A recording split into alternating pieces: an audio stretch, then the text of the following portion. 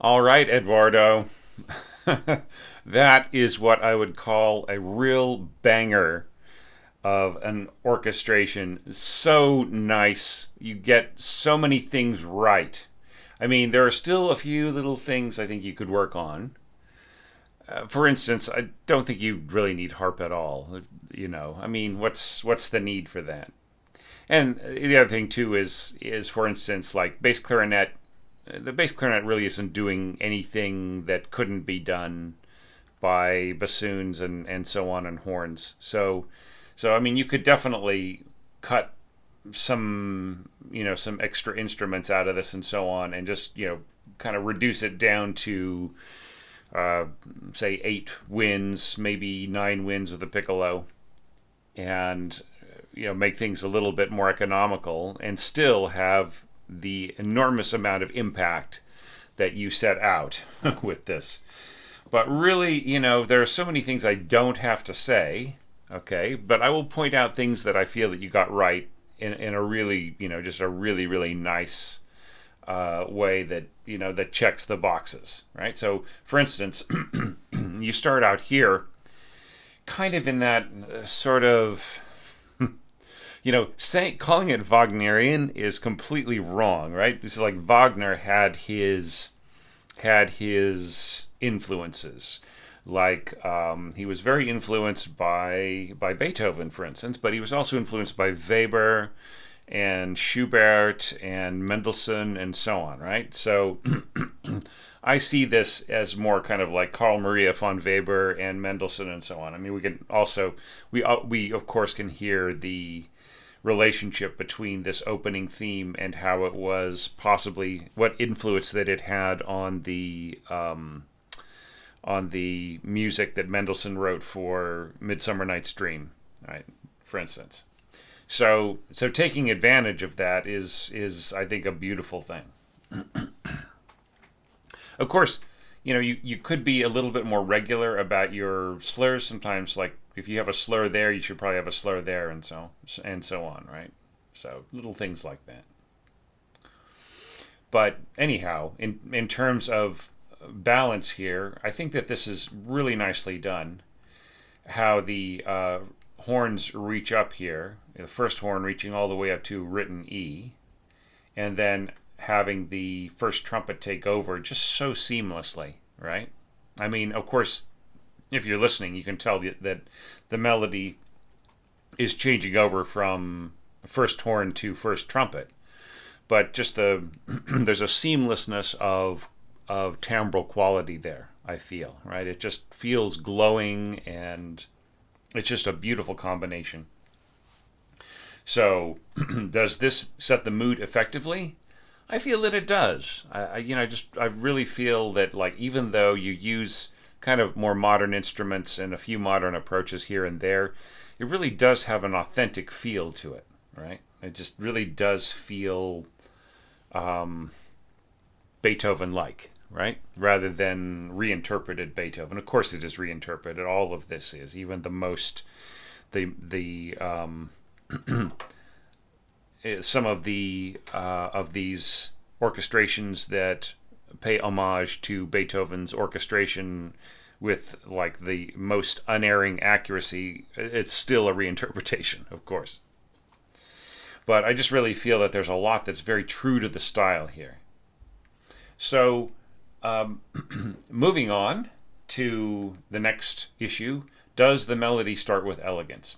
Absolutely. So this is similar to what we've seen in a few recent orchestrations,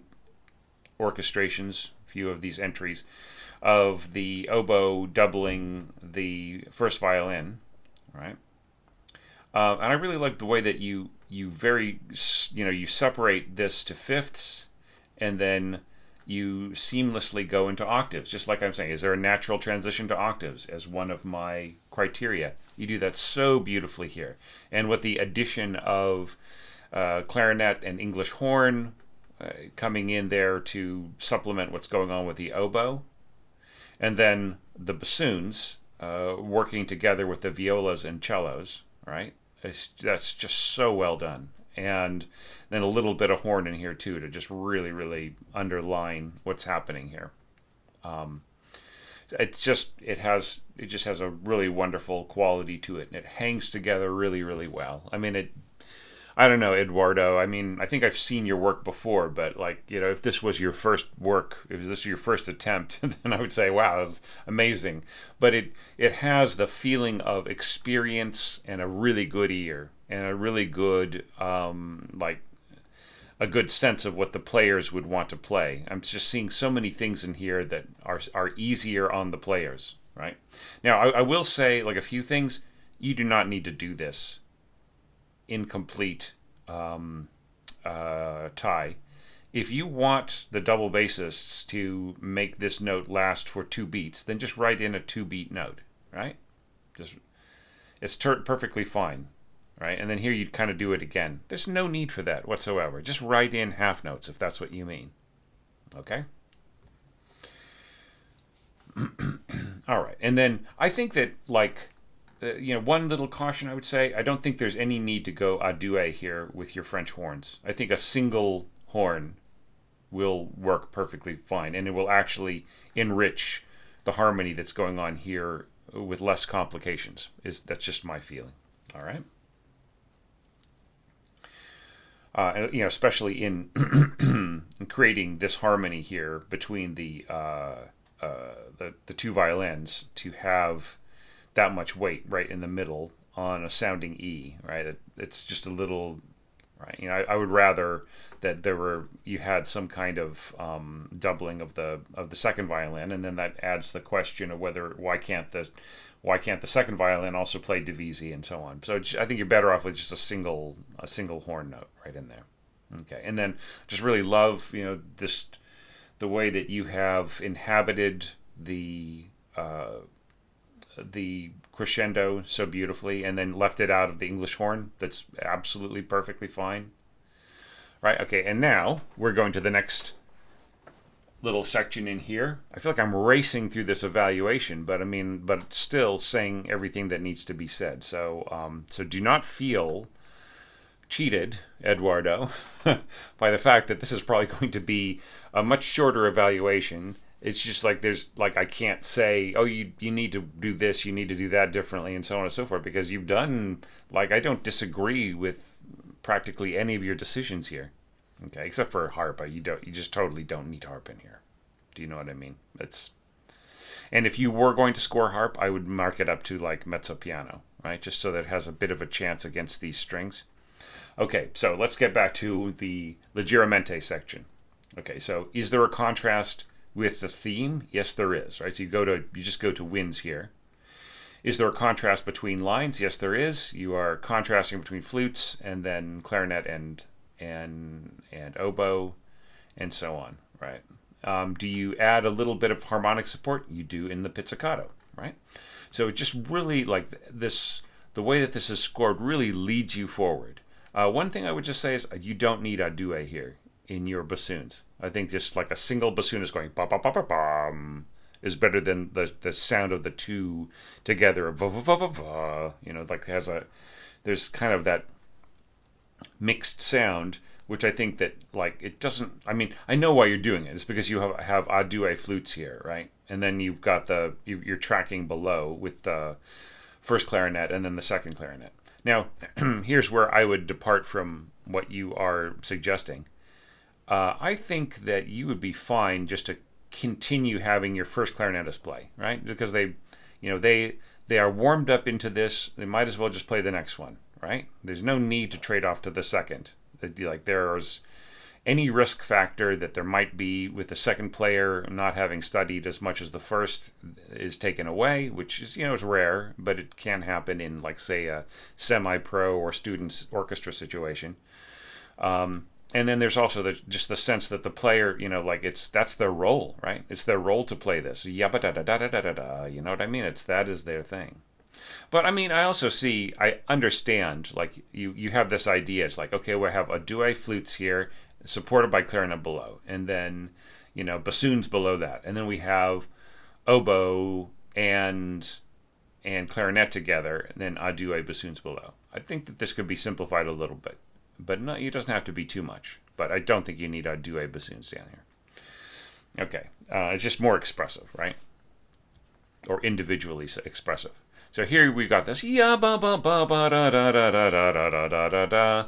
All right, so you know what I think I need from you is I need a destination dynamic that should appear by the fourth beat, right? So like this is going somewhere. Where is it going? Is it going to forte, mezzo, forte? Where are we going? How big is this getting here in the middle? This has all got to get to something, and then here you're saying, well, I want diminuendo at the end of this. So is everybody going diminuendo into the piano? Or do you just want it to be piano subito, right? So I think you need to work that out.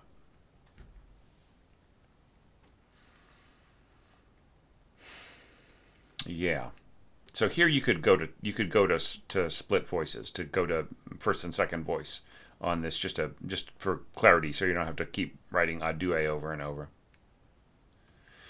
All right, and so it's a nice big, unison flutes, English horn and first oboe working together. And then you have this really beautiful harmonization with the upper winds going one direction, the lower winds going the other direction, and this kind of effortless, beautiful stuff happening in here. And you have so much weight on the lower line here, right? That that this will stand out really beautifully right here in the flutes as they are a duet, right? Even when they drop down to piano.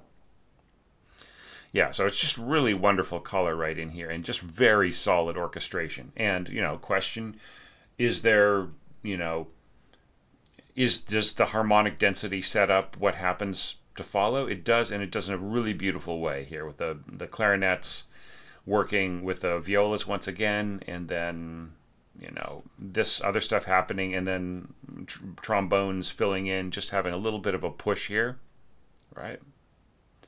And then this all resolves really beautifully. And then this is all, is very nice. Smooth, separated, smooth, separated. All right, now going on to the B section. Let me just change my other screen. Okay.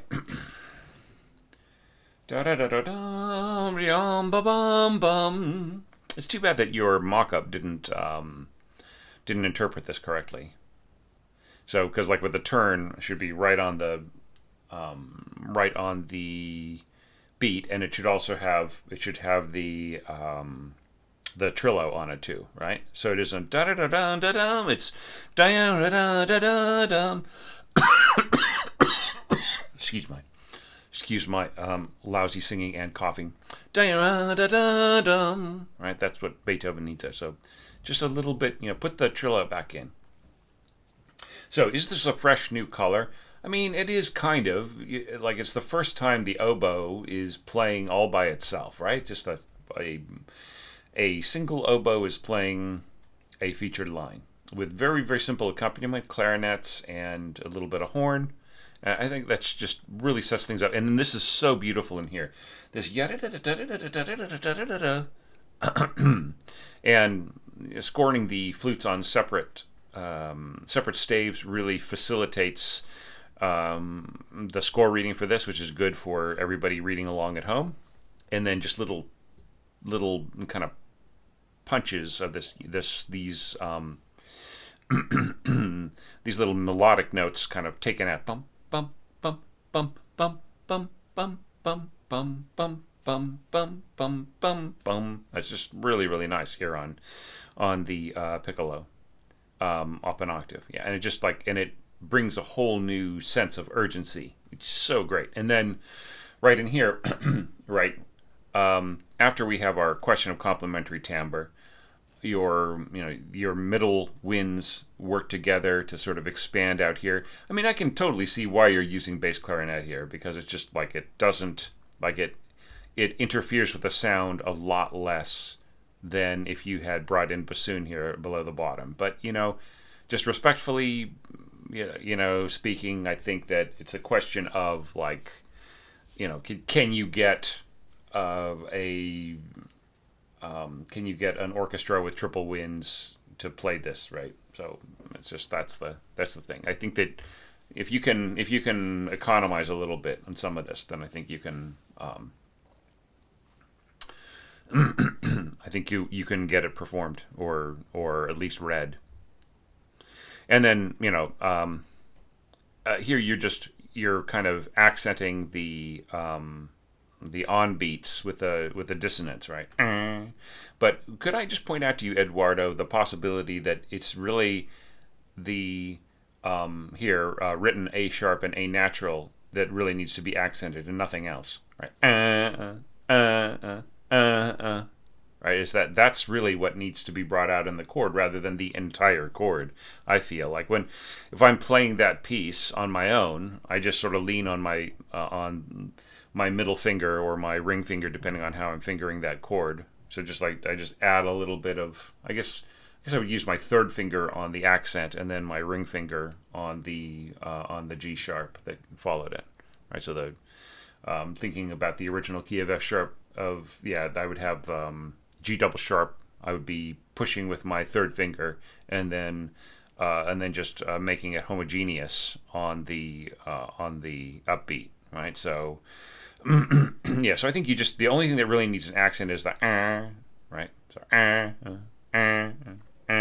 the rest of this stuff can just back off a little, right? So like for instance, what you've got going on here in your violas, right? And here is just a opportunity for you that you could have had this as stopped, open, stopped, open, stopped, open in your horns, right? And so you get that snarl and then right and then an open sound. Which is something I took advantage of in my interpretation. I don't know if you've had a chance to look at that yet, but check out what I was doing. So if you want to steal those ideas, you're perfectly welcome to. And this is kind of cool, a little bit of tambourine. Yeah. So I feel the tambourine is out of character for Beethoven, but it works really great with your conception, so you don't have to change it, of course. Now, here's something cool, is that I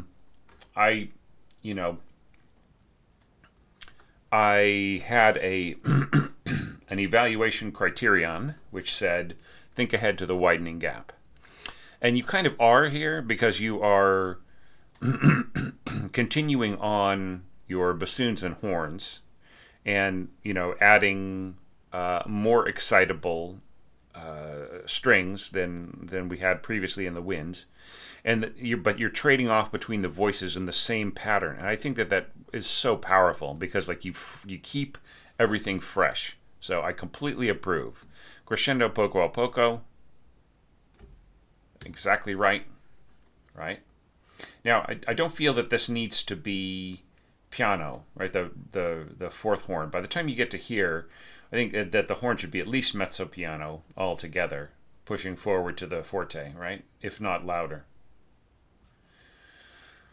So yeah, so things are getting bigger, and especially with the horns coming in right here. This is what I meant by gap widening further in my criteria, right? Now you aren't doing the little bum bum bum ba bum ba bum ba bum ba bum. You aren't bringing out that little melody. But you are really interpreting this in a powerful way. The clarinet's an octave lower now, with the violins as they go da da da da da da da da da da, which is all very simple. And then flutes doubling the firsts and the seconds, right? And then this is just all very, very natural. Bassoons and contrabassoon coming in, a little bit of bass clarinet, and the oboes, the trombones pushing forward. It's just and then really, really committed here. Yeah, and I notice that you are trying to keep the brass, from getting too loud too fast, right? So mezzo forte to forte, underneath forte to fortissimo in these other elements, right? And I think your bassoons and contrabassoon could also be forte to fortissimo. Same with the bass clarinet and the and your double reeds here. All right, and then everything pushes forwards to this final chord. Yeah, and then you have a suspended cymbal once again. I don't think that's in the period, but I mean it's fine. But yeah, and then ending with some nice easy triple stops here in all of these instruments. Well done. So I just feel, the first two pages of criteria, they work really, really well. So now we're going to the C section. That always makes my innards squirm when I say C section. Okay, so so now new quality of tone? Question mark. Well, I mean, we're kind of going back to just the idea of the strings as carrying the melody and counter melody and so on. So I feel that this is a nice interpretation.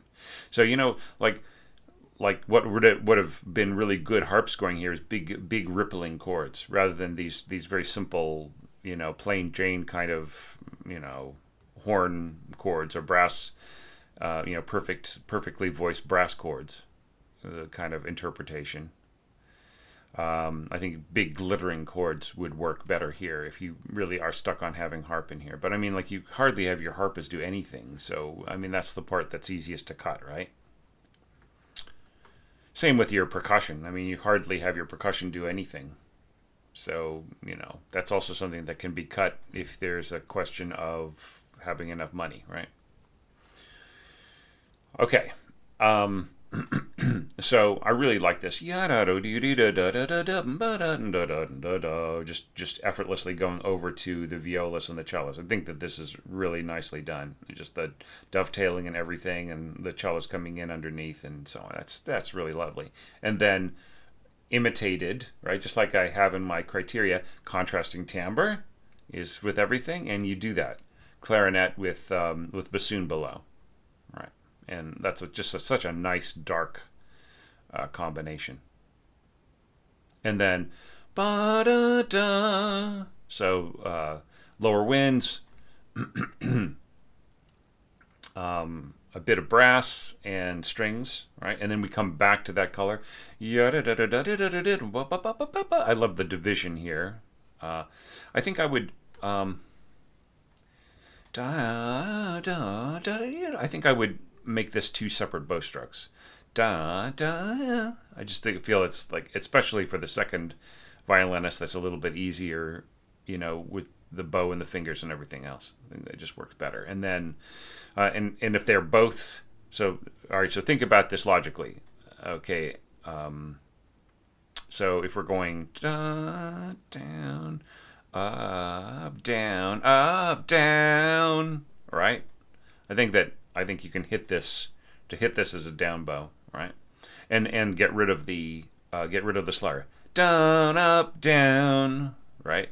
And the same thing here. Just don't bother slurring this. Just bum, bum, bum.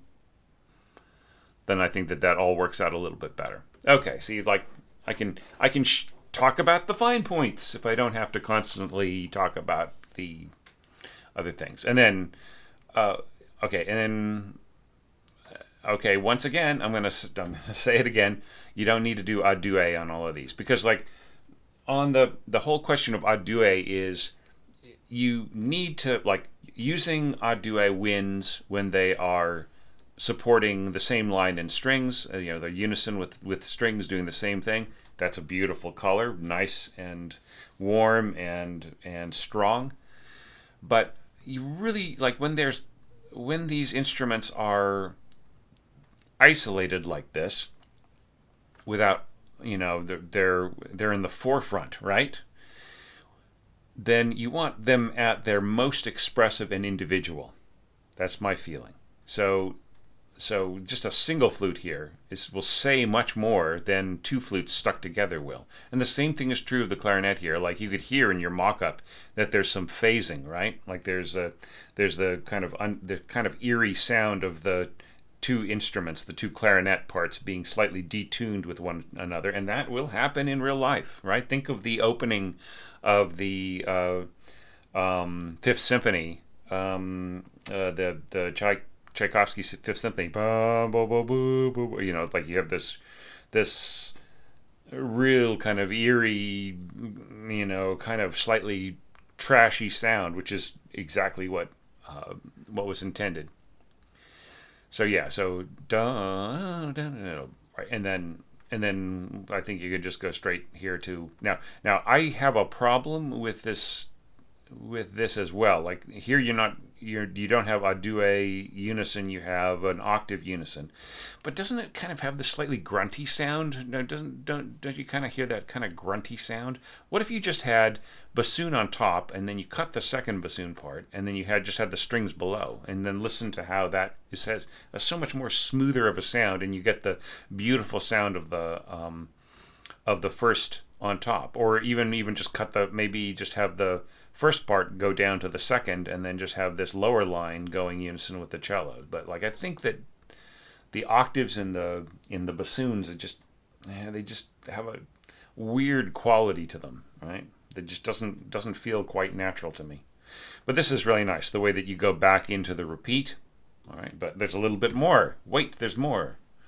All right, and this is all lovely. So like the way that you have just a single line here. So this is what I feel you should be doing in the page before, leading up to this.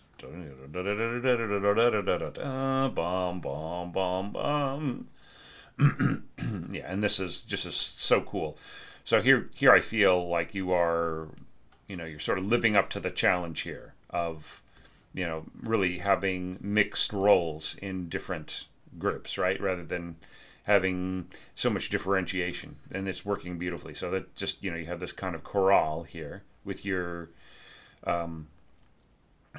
bassoon and English horn, and that English horn line being doubled in the violas and so on, and this sort of kind of chattering sound here with your cellos and second violins, which is going on in the flutes an octave higher and so on, or 2 octaves higher, actually, inversion.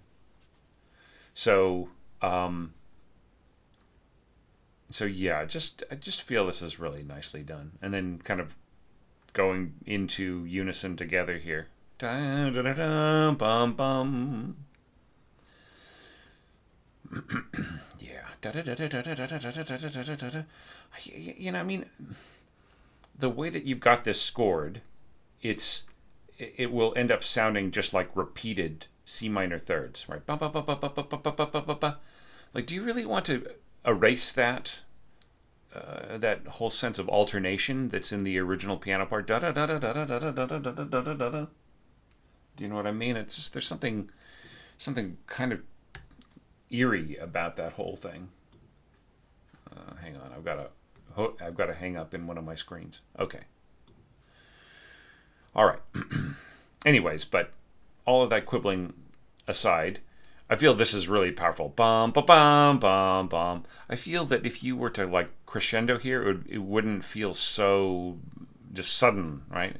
It feels like you are following the dynamics here too much, rather than thinking about the sense of follow through, right? The sense of a more natural progression of energy, right? And in fact, I have it like this is the part that in my evaluation criteria that say, not too loud but not too buried, right? So it really definitely like it just, but I also say more emphasis, but I don't mean that much emphasis, right? So maybe a push forwards rather than just a subito mezzo forte, right? And then bum bum bum bum bum bum. This is really nice. Octaves in the strings, along with a kind of a more chorale approach in the winds. It's really nice. And then these sort of hammering middle strings and bassoons and bass clarinet that's beautifully done. And then this kind of snarly horn stuff happening here. This is where you could use stopped horns, I think, to a really great effect. But be careful. Having triple unison trumpets, marcato, right? That is just going to blast, right? It's really going to be big. Maybe all you need are just accents, right? Just do not succumb to the dark side. If the accents are good enough for the strings, they're good enough for the rest of the orchestra. Okay, you don't need to get super snarly here, because nobody will be paying any attention to anything that's happening around these trumpets. All people will be focusing on is just the trumpets. If that's what you want, that's what you get, right? But I don't think that's what you want. Right, and then here we go to Direct and forceful, energetic is what I had put in my evaluation criteria. You definitely do that. And then you suddenly back off. Now here's a place where I don't think you need too much dovetailing, right? But you are kind of trading off between the two parts. I think that this would work fine, you know. I almost wonder if you could go da da da da da da da da da da da da da, you know, first and then a second, then first and then second, then first and then second, right? Like rather than doing this really kind of complicated mashing together. What if you just had 5 notes in a row on the first, dovetailing to the first note of the second, 5 notes in a row? I think that would just be better because then you get the back and forth of quality, right? Right? And this is really lovely. Bum, bum, bum. Right? So my next question was, do the changes of register imply changes of instrument? And here, of course, you did very beautifully, you know, going between violas and cellos, along with English horn and bass clarinet and so on, and then going between that and cellos and double basses, you know, and then back to clarinets. And so I just really felt that this was very effective, kind of going back and forth and just keeping it, you know, keeping it varied around. So it wasn't just constantly always the same solution of going back and forth. That was really, really nice. And then speaking of changing around, this was also really beautiful. This you know, I just really thought that was great. I mean, you could have also done this as like strings going to winds every like on the half bar too. But I mean, it's really nice the way that you break it up into, you know, full bars for each group.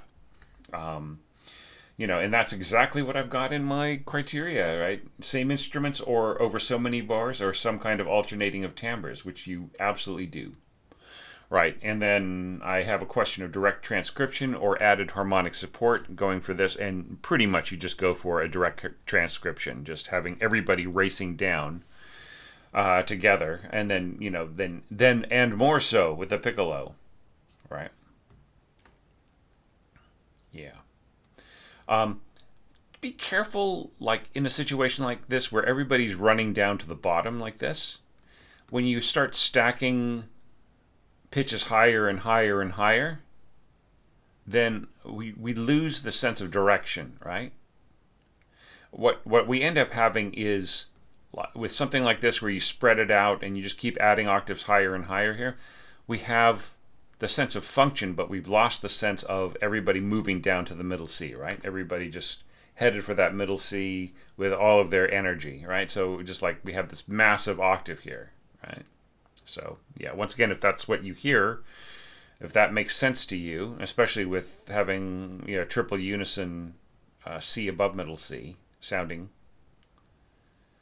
and then also, yeah, oof. Ba, ba, da, da, da, da, da, da, da, da, da, da. So like you have to be careful. There'll be a sudden drop here as you leave out the heavy brass and the and some of these other winds, right? Which is another argument for not doing this stacking and just letting the flutes just, like, you know, either play the middle C and be drowned out, or just leave them out and just have their part being covered by oboes, which could be very ferociously underlining that middle C that we hear here in the first violins, right?